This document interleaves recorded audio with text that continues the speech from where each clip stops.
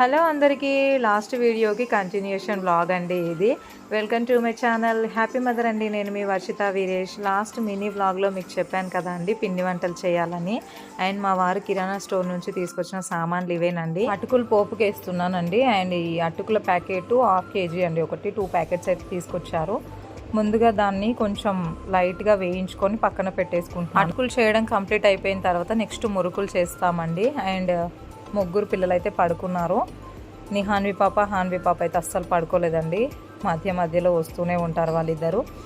And ఇంకా అటుకలలో వేయడానికని పల్లీలు, పుట్నాల పప్పు, కరివేపాకు, పచ్చిమిర్చి ఇవన్నీ కూడా ఆయిల్లో కొంచెం ఫ్రై లాగా చేసి అన్నీ కూడా పక్కన పెట్టేసుకొని లాస్ట్లో ఆయిల్లో జీలకర్ర వేసేసుకొని ఆయిల్లో ఆ జీలకర్ర మొత్తం వేగిన తర్వాత ఇందాక మనం వేయించి పక్కన పెట్టుకున్నవి అన్నీ కూడా దీంట్లో వేసేసుకోవాలండి. అండ్ వేసుకున్న తర్వాత కొంచెం పసుపు వేసేసుకొని అంతా ఒకసారి కలిపేసుకొని ఇంకా ఇది వేడివేడిగా ఉన్నప్పుడే అంటే సాల్ట్ కూడా వేసుకోవాలండి, మర్చిపోయాను.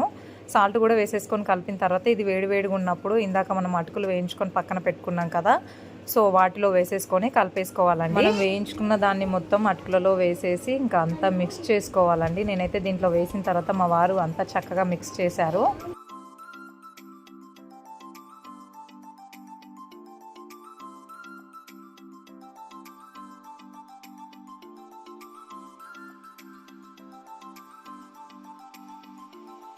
అంతా కూడా అటుకులకు పట్టేలా చక్కగా మిక్స్ చేసుకున్న తర్వాత ఇలా అయ్యాయండి. ఇంకా వీటిని వేరే గిన్నెలకు మారుస్తున్నాము. అండ్ ఇప్పుడు ఈ గిన్నెలో పిండి కలపాలండి మురుకుల కోసమని.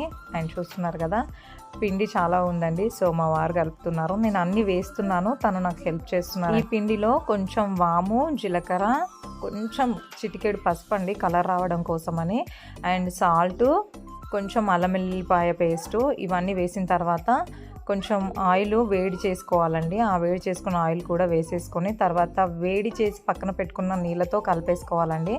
అండ్ పిండిని అంతా కలిపిన తర్వాత ఫస్ట్ అయితే మా వారు వేస్తున్నారండి. ఇక్కడ అయితే చేస్తున్నాము, మా వారు నాకు హెల్ప్ చేస్తున్నారు.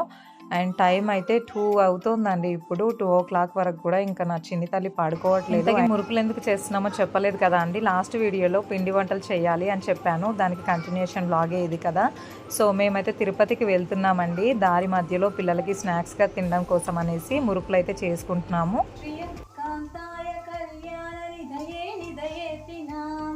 శ్రీ వెంకట నివాసాయ శ్రీనివాసాయ మంగళం.